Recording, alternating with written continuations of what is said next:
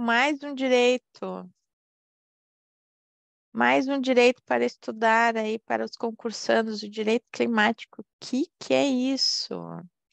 Vamos ver o que é o direito climático. E eu comecei com vocês a introduzir alguns conceitos. Vamos ver o que é a parte científica do clima, por que que isso foi importante a ponto de se transpor para o direito, quais os pactos que nós temos, etc. Então vamos ver aí o que temos. Esse direito climático, quando nasceu, quando começou? Tudo começou quando alguns ambientalistas lá na década de 70 começaram a ver que esse impacto ambiental começava a afetar muito os animais e também as futuras gerações, não só dos animais, como as futuras gerações humanas, né? Uma delas é uma senhora que fez um dos primeiros livros que se chama Silent Spring, que é Primavera Silenciosa. Ela era uma pesquisadora da década de 60 e 70, que pesquisava os agrotóxicos e outros fluoretos no casco das aves, e essas aves não conseguiam ter os ovos, né, o casco dos ovos fortes o suficiente, então aquelas gerações de aves iam morrendo sem se perpetuar. E aquilo causou uma comoção e foi a primeira vez assim que a comunidade internacional percebeu que a atividade humana tinha perigo para as nossas futuras gerações, para até a vida na Terra, né? É o que nós chamamos hoje de antropoceno. Eu não gosto muito desta palavra.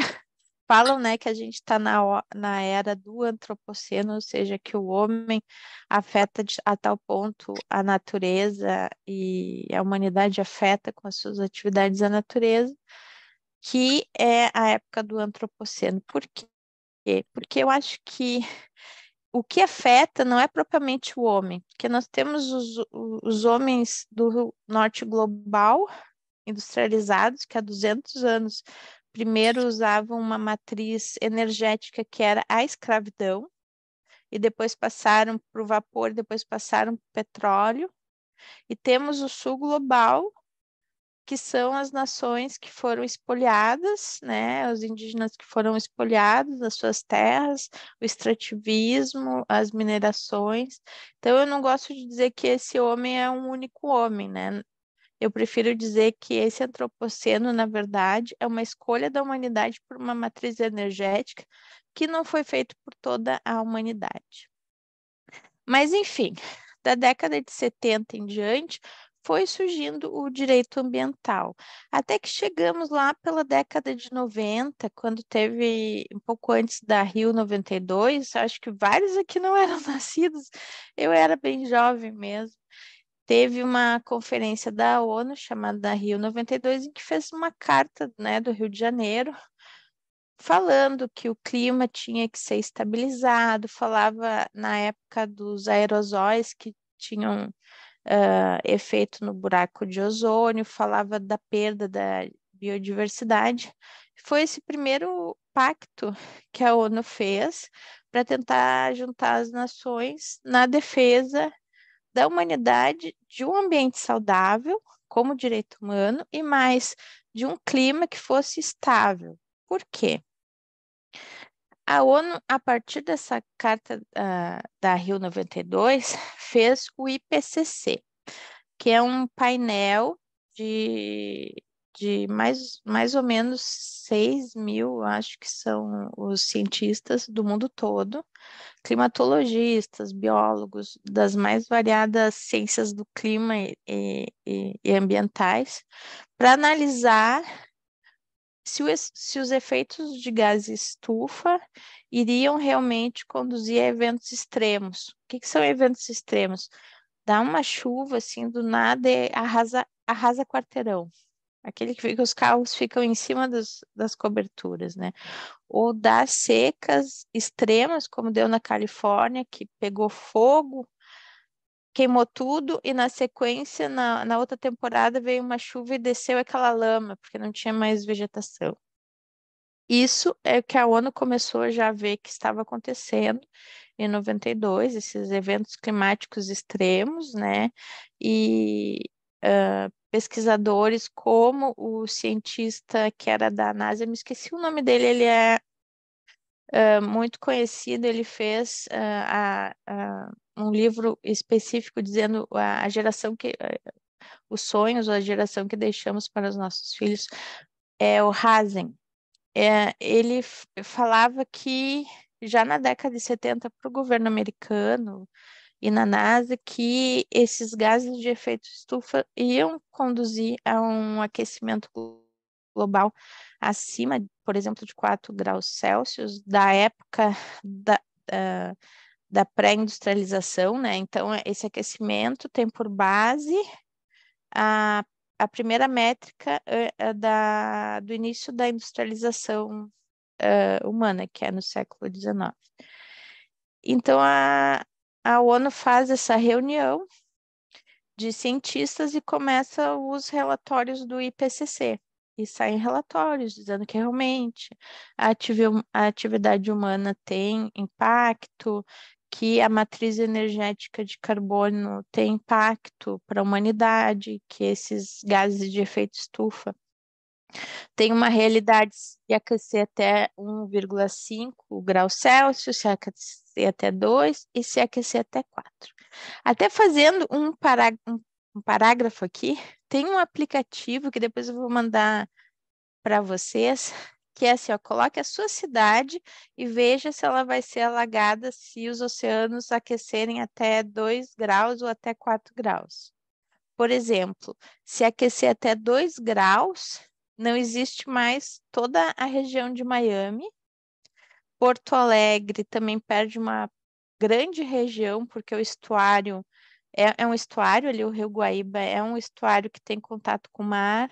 Rio de Janeiro, Pernambuco, várias cidades são afetadas. Imagina se aquecer 4 graus. Por quê?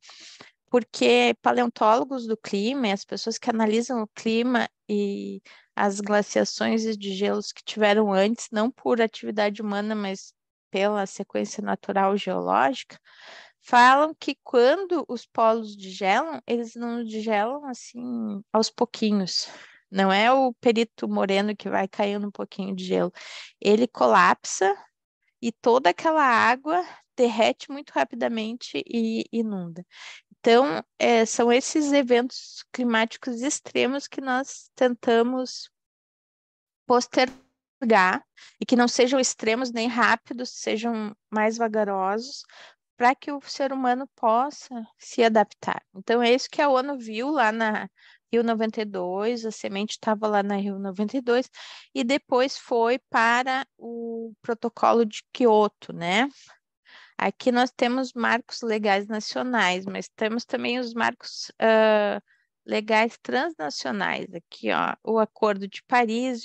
Primeiro veio a Rio 92, depois veio o Protocolo de Quioto, né? Mas o grande acordo entre os países na ONU para que não haja o aquecimento acima de 1,5 graus Celsius é chamado o Acordo de Paris, que ele foi feito em 2015 e lá, né, teve uma conjunção assim do destino e todo mundo disse não, realmente não dá mais para postergar, nós temos que fazer objetivos para os países reduzirem essa emissão de carbono, né, e trocando a matriz energética e, enfim, dar sequência a tudo isso.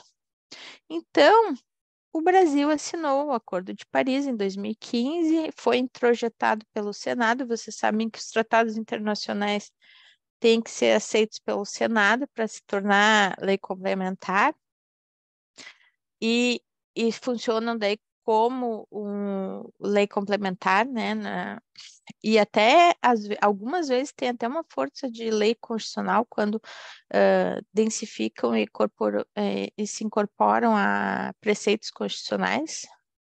Então, nós temos o Acordo de Paris e, na sequência, nós temos a Política Nacional sobre a Mudança do Clima, que é uma lei federal também, que regula daí como vai ser essa mitigação e adaptação à mudança climática aqui no Brasil. Temos decretos, temos programas de redução de poluição de ar, etc. Temos várias coisas. É meio chatinho esse início, porque eu vou falar grego com vocês. Porque esse acordo, ele tem muitas siglas, né? E essas siglas são importantes para vocês saberem, até porque a advocacia, tanto a defensoria quanto a advocacia, quanto a magistratura, não sabe nada atualmente de direito climático, sabe muito pouco, é uma coisa muito nova. Então, a gente tem que ir até pelas coisas mais básicas, assim, porque tudo é muito diferente. Eu sofri muito vendo, assim, isso nisso, porque eu tive que ler ciência, tive que ler coisas, assim, que são mais de diplomacia, né? Então, lá dentro do Pacto de Paris tem algo que a gente chama de contribuição nacionalmente determinada. É uma sigla em inglês, né? Que quer dizer como cada país vai fazer para alcançar esse objetivo. O objetivo principal é não permitir que o planeta aqueça até 1,5 graus Celsius até o final do século XXI. Provavelmente a gente não vai alcançar isso, mas estamos tentando, né? Então, nós temos a primeira NDC brasileira de 2015, né? Fez alguns parâmetros aqui que vocês podem ver, que é a redução de emissões de 37% até 2025, 43% até 2030. E depois o governo Bolsonaro colocou uma NDC mais subreptícia, reduzindo um pouco essa ambição, mas o governo Lula diz que vai rever isso. Por quê? Porque é importante que cada país faça a sua contribuição. Não adianta ser só uma coisa maquiada, porque o planeta e o clima são uma coisa só, né? Não tem como a gente. Não tem um outro planeta, não tem um planeta B. Então, realmente, os países têm que assumir as metas e fazer essa consecução de metas. E aí, dentro desse Pacto de Paris, nós temos vários regulamentos, né? E temos uma coisa muito importante que se chama o crédito de carbono. Como é que funciona esse mercado de carbono? Então, esse norte global, que durante 200 anos, mais 500 anos, não só escravizou e usou do extrativismo, depois se industrializou e também usou do extrativismo para criar sua riqueza, né? Foi ele que poluiu. Não foi a África, não foi a América do Sul, não foram esse sul global menos industrializado. Então, esse norte, ele quer se descarbonizar, mas algumas coisas ainda vão ter que usar carbono, como, por exemplo, o uso de navios para transporte marítimo ou aviação usa muito carbono, usa muito e faz muito carbono. Esse mercado de carbono funciona com a metragem de agora me esqueci, eu não sei se é 50 toneladas, depois eu digo para vocês qual é a métrica do crédito de carbono. Mas, enfim, tem uma métrica que é a métrica do carbono. Por quê? Porque os cientistas, dentre eles um pool de cientistas aqui dos Estados Unidos, começaram a ver que esses gases de efeito estufa vinham dessa matriz energética, que é do petróleo, do uso de gás metano, também um pouco da agropecuária, né, do metano que sai dos animais, e começou a metrificar isso. E colocou o crédito de carbono como a métrica desse pacto. E os países que poluem, eles podem reduzir naturalmente, por exemplo, trocando um combustível fóssil do combustível elétrico, ou comprando créditos de quem polui menos, como é o Brasil, né? Então, nós podemos vender, nós ainda não temos um mercado regular aqui no Brasil, é uma coisa que ainda vai ser regulada, mas temos um mercado voluntário que podemos trabalhar vendendo créditos para a Europa, por exemplo, né? É o que se faz em ESG e toda essa parte de direito financeiro, né, que vende produtos verdes, avalia a sustentabilidade, a emissão de carbono das empresas e faz essa equalização. Só que tem muitas críticas a esse mercado de carbono, né? Porque ele é uma métrica fixa que muitas vezes não avalia o que aquele passado colonial, aquele passado escravocrata, ou aquele passado de desindustrialização. Então, além do mercado de carbono, os países ricos, agora na última COP, resolveram também, junto com os demais países, né, fazer um mecanismo de um fundo de compensação para os países que não são históricos poluidores também terem um acesso a uma renda maior. Temos também mecanismos de desenvolvimento limpo. Isso é um pouco mais complexo, a implementação assim, de regras de sustentabilidade, aqui são ferramentas de implementação para fazer o mercado funcionar. A gente ainda não entrou em consenso da lei de carbono que nós vamos ter, etc. É uma coisa mais segmentada, né? Aqui as vantagens de ter um mercado de carbono. Depois eu passo para vocês os slides, né? Mas, basicamente, o que nós podemos trabalhar com o mercado de carbono? Por exemplo, o MST, ou pequenos agricultores, ou pequenos coletores extrativistas, por exemplo, das florestas do Pará. Eles ganham com a floresta de pé, né? Que essa floresta de pé, além dela ainda estar captando carbono da atmosfera, ela, historicamente, durante os 1000 anos dela, milhares de anos dela, ela também captou carbono e deixou no solo, né?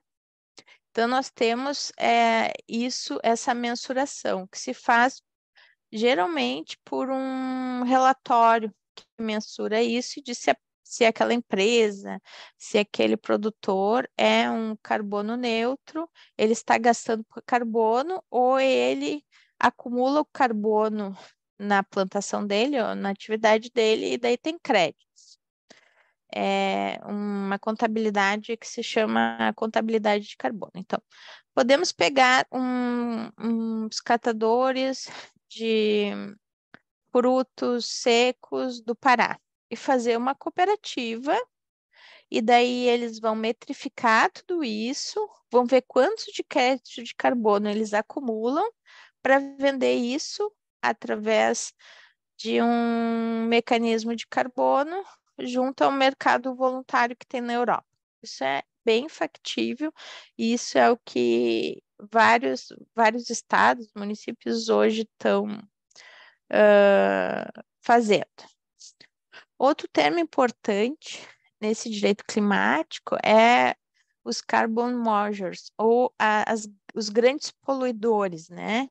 No Pacto de Paris, nós temos a China, os Estados Unidos, a União Europeia, a Índia, a Rússia, como grandes poluidores, porque tem uma matriz energética muito suja, muito baseada no gás, metano, no carvão. O Brasil tem uma matriz muito limpa, de mais de 83%, mas em razão do desmatamento, quando você desmata uma árvore, todo aquele carbono que ela acumulou na terra ou nela mesma volta para a atmosfera.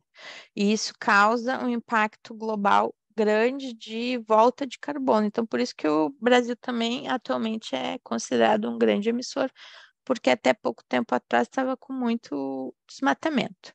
E também temos grandes poluidores que são as grandes empresas que vivem da matriz de carbono, que são as grandes petrolíferas, né, como a Chevron, a ExxonMobil, a Petrobras. Vai chegar uma hora que a humanidade vai cobrar a conta delas, né? Vai ter uma hora que todo esse aquecimento global vai se voltar contra essas empresas e já está se voltando, que é a litigância climática que nós vamos ver mais lá adiante. Alguma perguntinha até aqui, gente? Então vamos lá. Então, o que eu chamo de colonialismo climático? Justamente, é o Climate Accountability Institute. É esse instituto americano que disse não. 50 toneladas de carbono vai ser a métrica do crédito de carbono. Então, eu vou ver, por exemplo, se a Justiça Federal de Brasília, de todas as suas atividades, funcionários indo para casa andando de bicicleta, de carro, etc., vão fazer uma contabilidade de carbono de tudo isso, do que entra, do que sai. Vou ver se é negativo ou positivo nessa métrica dessa do carbono. Só que isso não leva em conta, como eu já falei, os mecanismos coloniais, né? Por exemplo, a Holanda vai comprar carbono nosso, mas a Holanda não leva em conta que ela sempre foi um mercado que escravizou e ganhou dinheiro com a escravidão, né? Ela fomentou a escravidão. Ela não vai levar em conta nesse mecanismo a desigualdade histórica e a responsabilidade, né, pela desigualdade social, pela miséria, até porque as mudanças climáticas vêm de gases de efeito estufa dos países ricos, industrializados, e qual vai ser a casa que vai inundar? Não vai ser a do rico, vai ser a palafita lá de Recife. Vão ser as pessoas pobres, as pessoas vulneráveis e principalmente as mulheres do mundo todo que vão levar essa carga, mulheres e crianças. Em Bangladesh, que já é um país muito pobre, lá quando inundar, ele já é uma topografia que vai ter uma inundação maior, vai diminuir a agricultura, os campos agricultáveis, vai ter mais fome, as mulheres vão ter que caminhar muito mais do que já caminham para conseguir a água, né? Então, os lugares que são áridos e semiáridos vão ficar com mais problemas e mais toda essa crise climática, ela vai ser uma crise de direitos humanos, principalmente. Vai ser a grande crise de direitos humanos, ponto central de direito dos próximos anos. Vocês podem nunca ter ouvido de direito climático, mas ele vai estar cada vez mais em pauta, porque o grande desafio da humanidade vai ser enfrentar esses eventos climáticos e resolver como nós lidamos com isso a partir de agora. Como nós lidamos sendo pessoas em um local do sul global ou do norte global, como vamos tratar de uma desigualdade que já era histórica e ainda mais agravada por esses eventos, né, que o aquecimento global nos traz. O mercado de dinheiro para o carbono vai ser bem rentável, é possivelmente de 100 bilhões até 2030, né? Porque nós temos possibilidade de agricultura.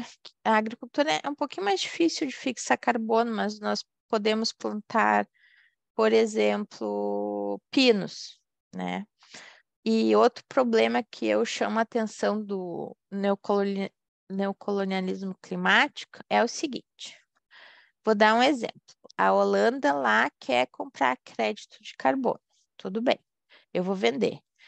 Eu tenho uma floresta antiga que fixa carbono, mas não fixa tão rapidamente, porque ela já fixou ela já tem muito carbono nas raízes, então ela fixa uma determinada quantia um pouco menor. Ou eu vou plantar pinos, que não tem diversidade genética, que não é nativa, que não tem biodiversidade, que os bichos não gostam, né? Que precisa de uma quantidade cavalar de pesticida, mas que fixa carbono muito mais rápido. É o que nós, do direito climático, chamamos de deserto verde. Por quê? As empresas aqui no Brasil estão todas muito assim, vamos plantar tudo pinos, né? Vamos pegar a caatinga e fazer painéis solares, vamos fazer o Pampa, Pantanal, plantar pinos e vamos ter muitos créditos de carbono para vender.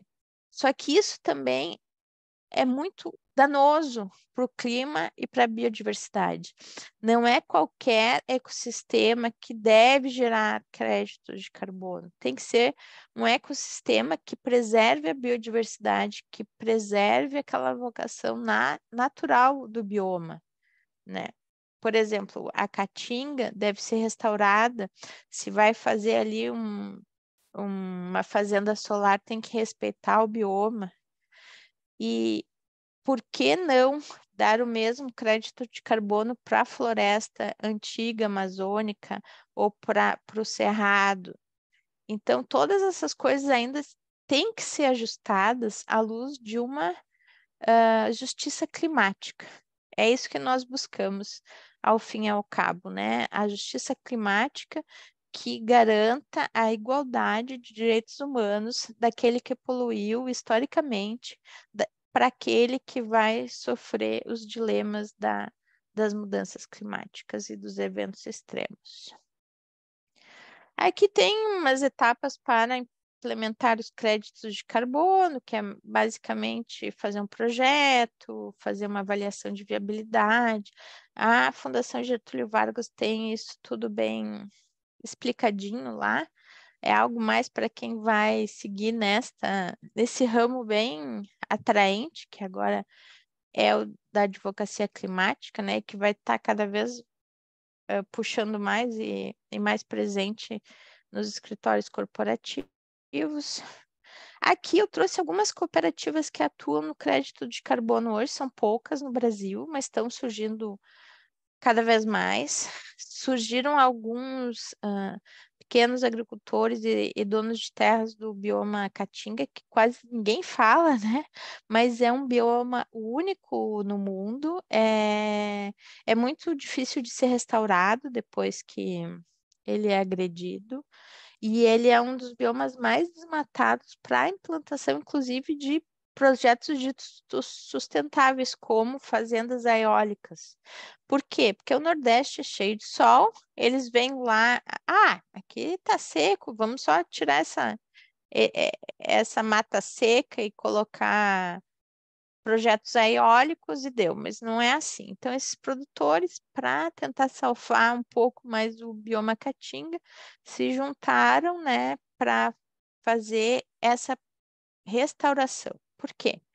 Porque se eu tenho o dever de manter aquela mata, sabe aquela mata que tem no direito ambiental, que é de preservação obrigatória, aquela não vai me dar créditos de carbono. Por quê? Porque eu já tenho um dever legal de manter ela.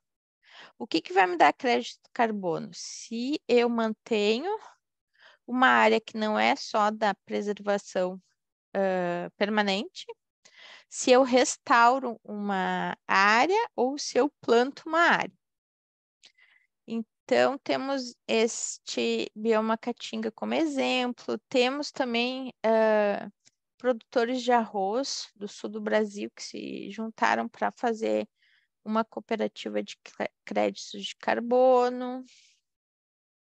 E aqui nos Estados Unidos tem a Land O'Lakes, que faz manteiga, e também eles fizeram uma cooperativa bem interessante de geração e comercialização de créditos de carbono voltado para atender a grande procura que isso tem no mercado, né? Porque o que acontece?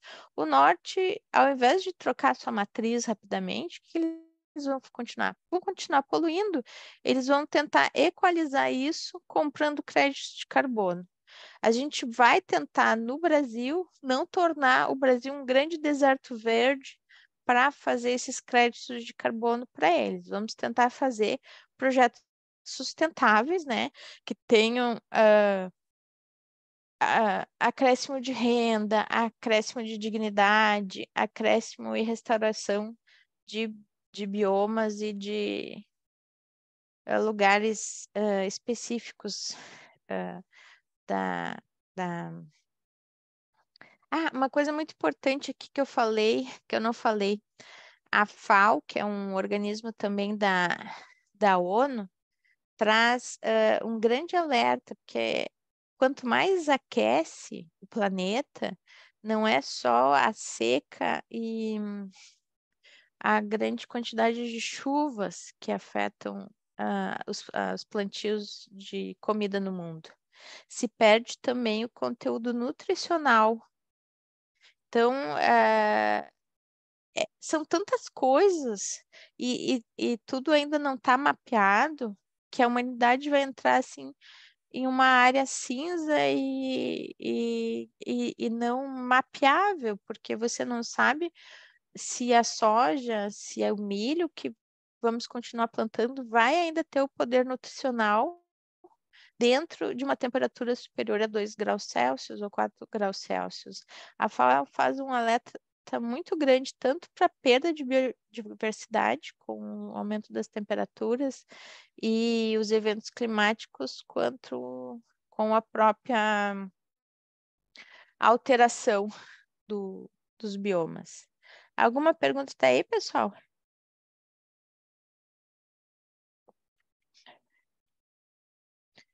Aqui está o Raoni.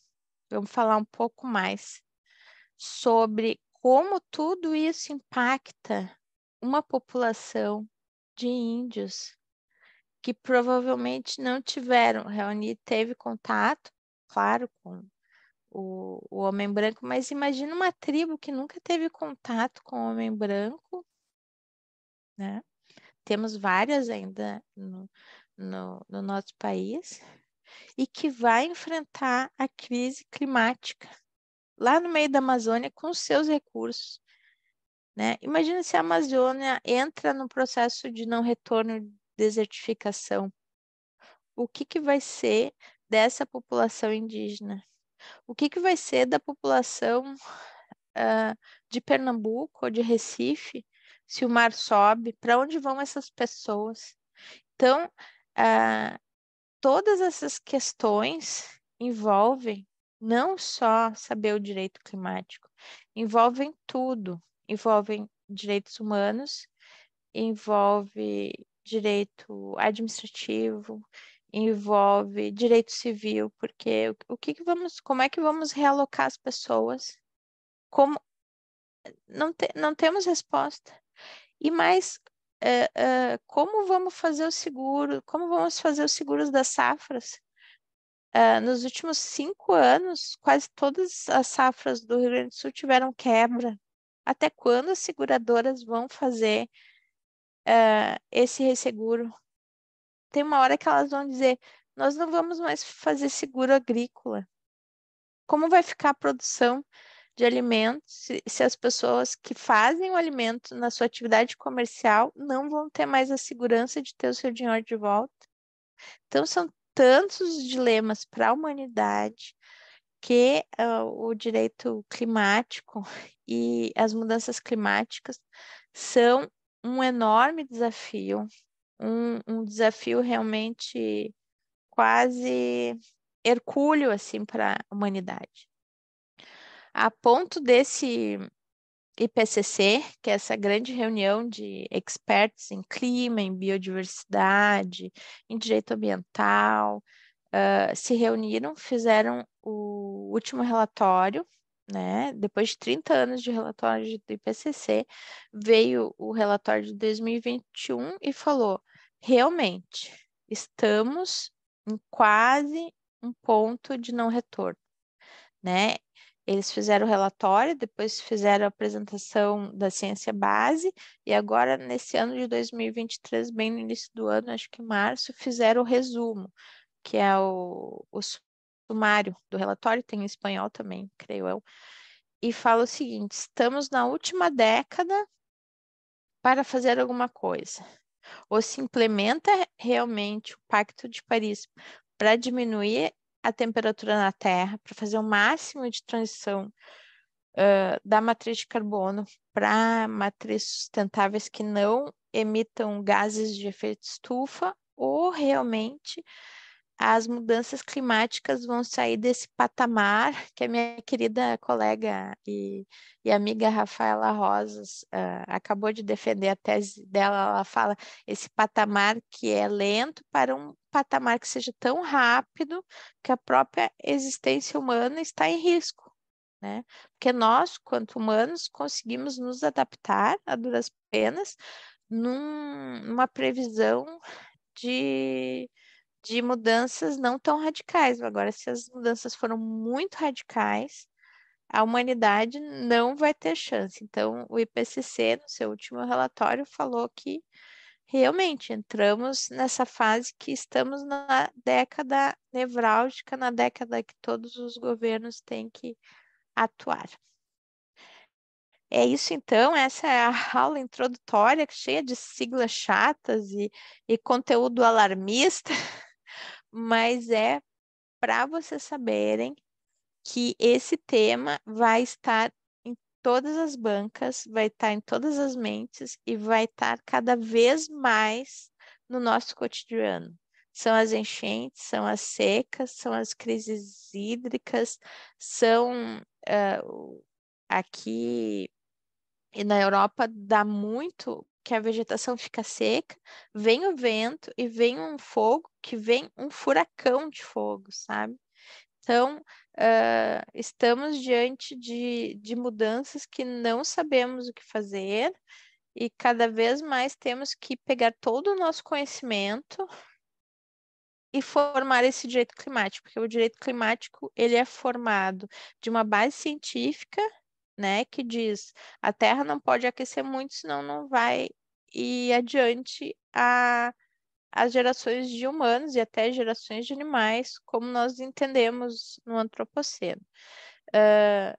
Temos que juntar direitos humanos, direitos de em todos os níveis para construir esse conhecimento. Então, eu tentei dar para vocês esse conteúdo aí inicial. E nas próximas duas aulas vou falar sobre litigância climática, o que o Supremo Tribunal Federal fala sobre isso, o que o mundo fala sobre isso e o que é mais importante na sequência da matéria.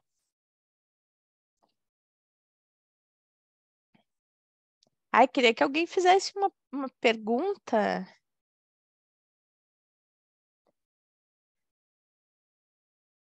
Já ouviram falar do IPCC?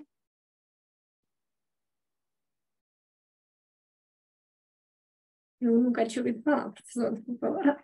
Pelo primeiro contato com a professora. Aqui no chat tem o Cristiano Joels perguntou assim, se o direito climático está ligado ao direito ambiental. Ele foi bem lá no início, então não sei se ainda Sim, a pergunta. sim e não, porque o direito climático ele é hoje um direito autônomo, porque o direito ambiental lida com o ambiente normal, com rios, regulação administrativa, né, níveis de poluentes de ar, mas o direito climático lida com a sobrevivência humana, a sobrevivência de todos os seres vivos da Terra num, num panorama de clima estável que venham esses gelos e glaciações que a humanidade e as eras geológicas sempre tiveram, mas que foram graduais. Só que desta vez, o que se fala? Que o antropoceno, a ação do homem com a sua matriz energética poluente de carbono, fez se acelerar o degelo a ponto de que a gente não tenha tempo de se adaptar. Então, por isso que ele é um direito que se tornou autônomo, porque ele tem uma base científica que esse Pacto de Paris, esse Pacto de Kyoto, essas intenções da Rio 92, que é que a humanidade não alcance esse aquecimento de mais de 1,5 graus centígrados. E se vocês abrirem o jornal, verem os jornais todos, estão dizendo assim, ó, olha, a Terra agora com o El Niño já vai passar esse 1,5. Embora o El Niño não seja um evento climático extremo das mudanças climáticas, é um evento recorrente do próprio clima, ele acentua as próprias mudanças climáticas e já passou esse 1,5. Então, nós estamos nesse paradigma. Se formou esse direito, por quê? Porque se viu que estamos diante de um dilema para a humanidade. Vamos ou não conseguir gerenciar o clima e a transição energética para garantir que a gente entregue às futuras gerações o mesmo planeta que tivemos.